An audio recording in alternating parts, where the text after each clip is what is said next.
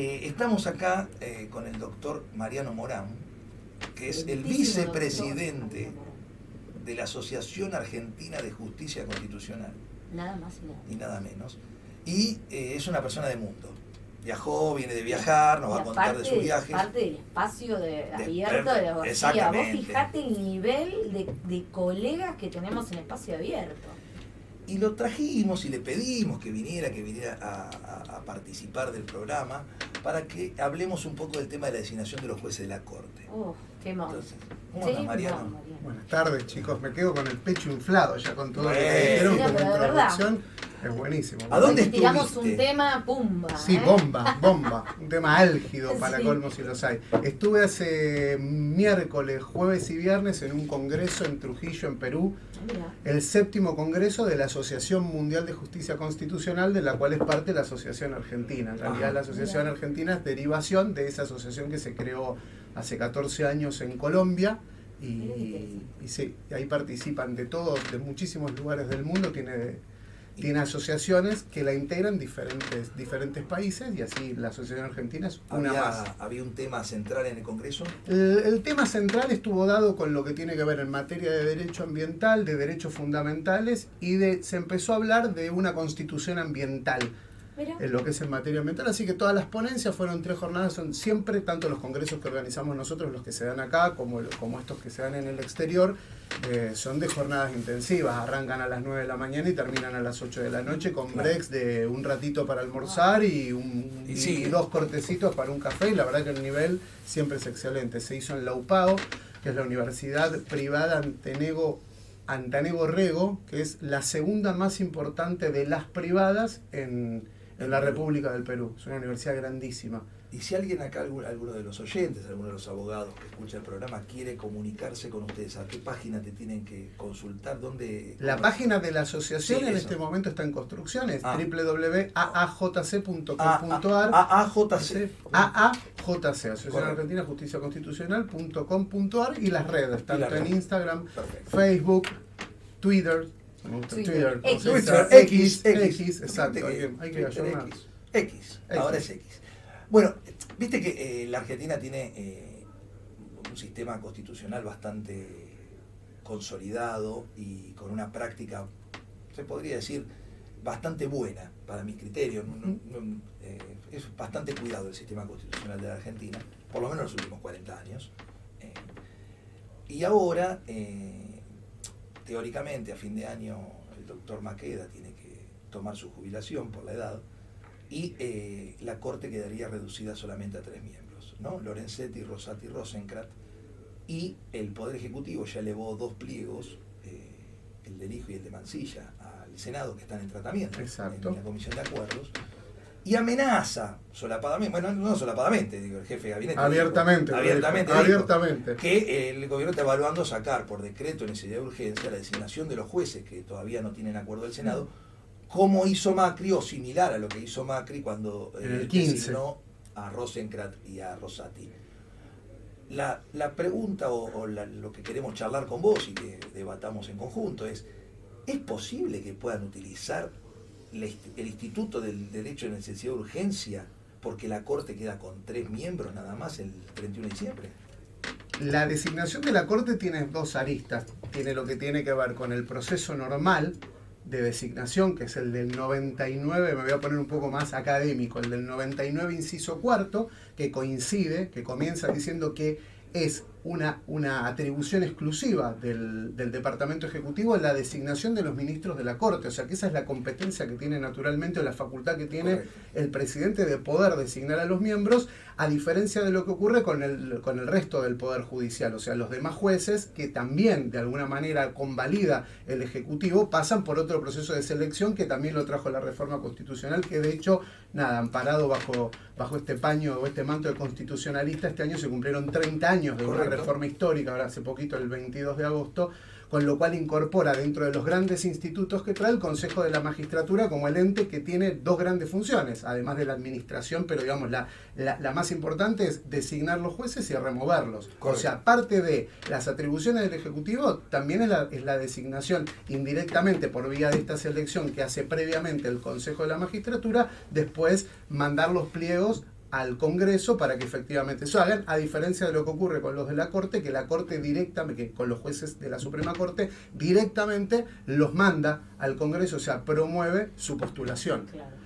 Después, en lo que decimos, si fuese un reglamento o un decreto de necesidad y urgencia, no sería el mecanismo, porque también el 99 lo tiene previsto en el artículo 19, cuando habla de que cuando tiene que cubrir cargos que son inherentes, que llevan una designación pública, en la cual no es lo que estipula exclusivamente a los jueces, tiene la posibilidad de hacerlo cuando entra el receso del Congreso, es decir, sus sesiones ordinarias que se dan desde el 1 de marzo hasta ahora, se dieron hasta el 30 de noviembre, con las extraordinarias que podrían convocarse al efecto, y si no lo hiciera por las comisiones especiales que tiene, puede nombrar esto, pero la cláusula lo que dice es hasta que finaliza el ejercicio del año legislativo siguiente. Claro. Eso sería lo que ocurrió en el antecedente que nosotros tenemos con Macri, cuando mandó a los que terminaron siendo ministros, Rossetti y Rosenkrantz, lo que hace es los designa bajo esta modalidad, pero después cae esa designación cuando naturalmente el Congreso los termina, porque no es que quedaron vinculados con la mera designación que Macri hizo, sino que posteriormente el Congreso convalida, avala estas dos postulaciones porque ya venían desde un sistema de selección anterior, como es el caso de ahora. O sea, estos dos magistrados que están postulados a la Corte, o sea, estos dos postulantes, uno es abogado y el otro, o sea, digo, ahí por los que ejercemos la profesión libremente, y uno que viene, como el hijo que viene de la justicia. Pero son a propuestas y esto está dentro de un marco, o sea, está dentro de un expediente que se viene llevando adelante. Quiere decir que si el Congreso ya no le dio acuerdo, no le puede dar acuerdo si no lo llaman extraordinaria. Exacto. Lo podría. Lo que dice el texto constitucional es que lo va a tener que convalidar el Congreso durante el ejercicio del año siguiente. Correcto. A la designación. No es lo cual también pone en materia de crisis cómo sería ese nombramiento, porque si efectivamente se tomara esa cláusula de que tendrían un año, tampoco le estás dando una estabilidad a un juez que vaya a saber para qué fue designado, porque en definitiva lo que tenemos que pensar, y esa es otra, ¿cuál es el fundamento que tendría para convocarlo de esta manera o de este modo anormal o de esta manera extraordinaria de nombramiento? Es decir, vos tenés que hablar de una crisis institucional. Históricamente la Corte funcionó con mucho menos miembros, es lo que vos marcaste recién con el antecedente de Macri. Es decir, lo ideal es que esté el pleno de sus magistrados, pero habiendo 3... Pero aparte, la Corte tiene un sistema de reemplazos con los camaristas. Exacto. Y hasta con los abogados. Exacto. Designados al efecto. Exacto. Cuando los jueces, yo me acuerdo, en los fallos de ganancia, los jueces excusaban todo y terminaban los abogados como conjueces siendo los jueces de la Corte. Exacto. Por lo cual hay otros mecanismos. Tiene un mecanismo propio, un reglamento interno que hace a cómo se van a sustituir, del mismo modo que lo tiene el Poder Judicial en general, porque es la misma forma. Pero digo, en función de esto, ¿no? Siempre la ley es opaca o interpretativa, y uno puede... Pero como práctica constitucional, ¿no? Yo tuve de profesor a Carlos Nino, el número uno. Él siempre hablaba que más de lo que diga la Constitución, lo más importante era la práctica constitucional, y que eso es lo que él le decía a Alfonsín cuando él estaba a cargo del Consejo de la Consolidación de la Democracia, que no importaba a veces el resultado final, sino que la práctica tenía que ser coherente y recontra cuidadosa de la Constitución, porque esas eran las columnas que iban a sostener todo el proceso democrático. Y tenía razón.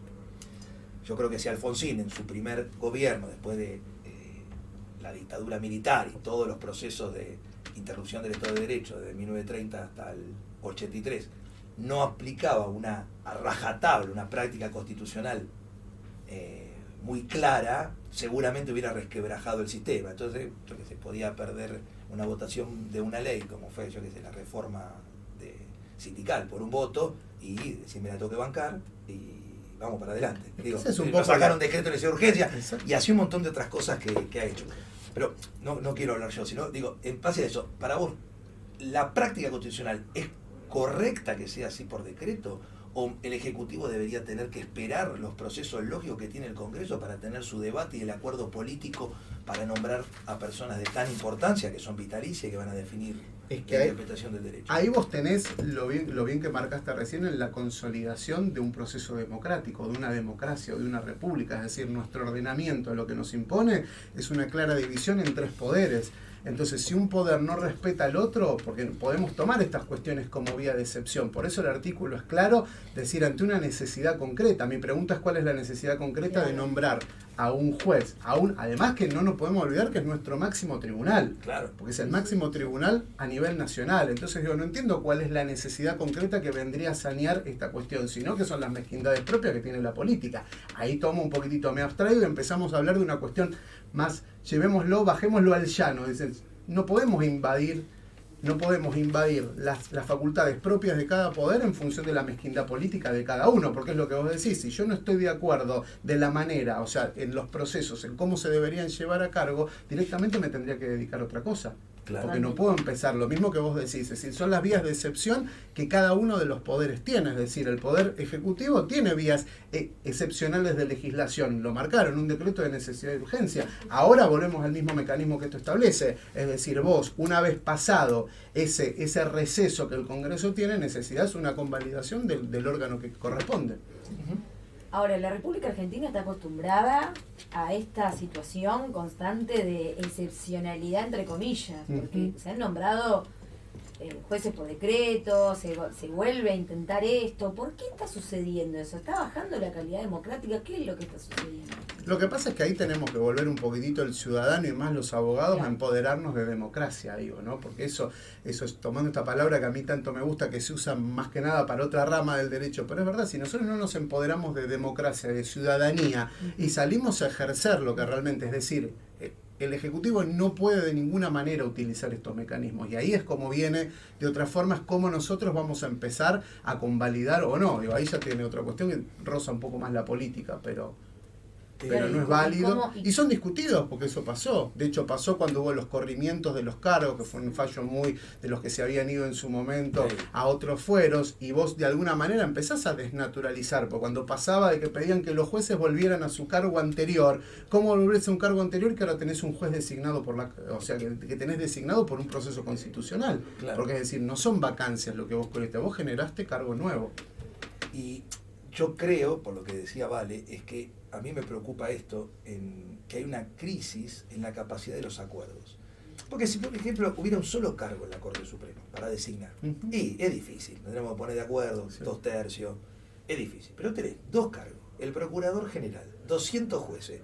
Digo, hay para designar un montón de funcionarios magistrados del Poder Judicial que da para tener un acuerdo político amplio donde, bueno, listo, está bien, yo elijo uno, vos que sos la otra minoría elegís otro, el otro elige el procurador que es de la oposición, digo, y armás un esquema de alianzas, no de alianzas, sino de acuerdos que permitan, pero pareciera que lo que no quiere nadie es ponerse de acuerdo en algo donde hay mucho para repartir. Primero tenemos que hablar si es un gobierno dialoguista o no, y volvemos a rozar un poco el tema de la política. Por otro lado, es entendible cómo es el proceso de selección natural o como constitucional de los jueces, o cómo se da naturalmente en la realidad, un poco decir lo que es el constitucionalismo de la calle y lo que es la letra dura y estricta de la Constitución, con lo cual hoy hablar de un acuerdo cuando vos tenés todo un proceso de selección de magistrados, es decir, pongámonos de acuerdo quién sí o quién no, vuelve a tornar de alguna manera un poco el clientelismo judicial, porque vuelve a lo mismo, es decir, quien tiene más llegada es el que llega, de alguna manera, valga la redundancia. Entonces, ¿dónde está la transparencia que debe gozar un poco esos procesos, ¿no?, de selección de magistrados? Ahora, la sociedad ante esto, porque esto ya es casi un hecho, y es como que la sociedad está paralizada ante tanta inconstitucionalidad, por así decirlo. ¿Cómo ves a la sociedad frente a toda esta problemática? Bueno, ya eso es otro fenómeno que también nos tenemos que ver, ya me corro un poco del tema que venía puntualmente a contarles, pero sí, hoy la sociedad está muy tranquila. Hoy está como todo muy paralizado. Creo que es un momento de crisis no solo en el ámbito del Poder Judicial, sino de la sociedad toda. Hoy estamos...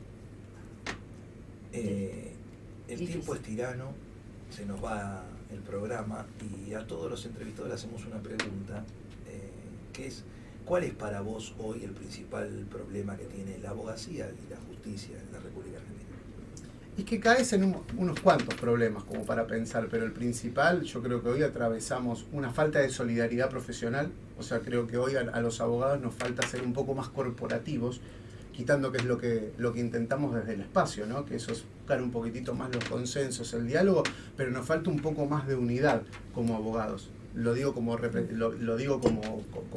litigante. Yo tuve la suerte de estar dentro de los dos lados de la profesión, entonces te lo puedo decir que ese mismo corporativismo que tiene el Poder Judicial no lo tiene el abogado de la calle. Claro. Es decir, es mucho más consolidado y más unido el Poder Judicial que el abogado independiente que está trabajando. Y digo, si nosotros no tendemos a buscar un poco más de unidad y de consenso para mejorar nuestras condiciones, hoy también hoy lo ves con el ejercicio profesional, con el cobro de honorarios. Hoy creo que uno de los grandes problemas que atraviesa el abogado es la coyuntura general del país. O sea, estamos todos un poco más pobres, empobrecidos en este momento, y si realmente no nos cuidamos tampoco entre nosotros, es decir, de establecer estándares que no solo es la ley de honorarios, sino que nos supera un poco la realidad de decir, bueno, ¿qué vamos a cobrar? ¿Qué vamos a hacer? Y si nosotros los abogados, desde también nuestra manera, nuestra forma corporativa de salir a pelear contra un poder judicial que funciona bien, o sea, no podemos hablar o la generalidad de decir todos los abogados son malos, todos los jueces son buenos, o todos los abogados son buenos y todos los jueces son malos. Es decir, tenemos que caminar un poquitito en el medio y tratar de empoderarnos de esto, ¿no? De salir y hacer valer nuestros derechos como abogados frente a las injusticias que los tribunales también cometen, arbitrariedades, un montón de cuestiones que se vislumbran. Bueno, muchas gracias, doctor Mariano Morán, por Muchísimas todas estas palabras y toda esta explicación. Te agradecemos mucho. Quédate, ya estamos por cerrar el programa. Se nos fue el programa.